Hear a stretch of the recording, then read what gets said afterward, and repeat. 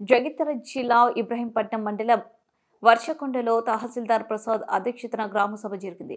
ఇందిరమ్మ ఇండ్లు, రేషన్ కార్డులు, ఆత్మీయ భరోసా పథకాల లబ్ధిదారులు ఎంపిక కోసం ప్రభుత్వం చేపట్టిన గ్రామ సభలు రెండో రోజు బుధవారం గందరగోళంగా జరిగాయి.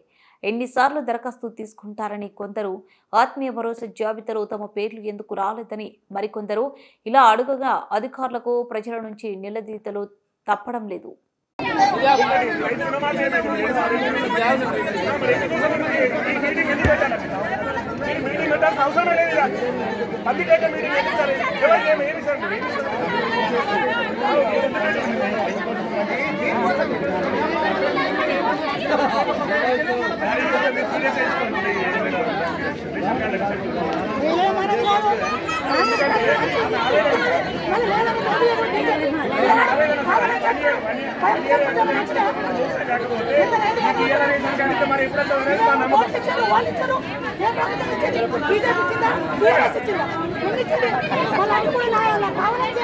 రాజకీయ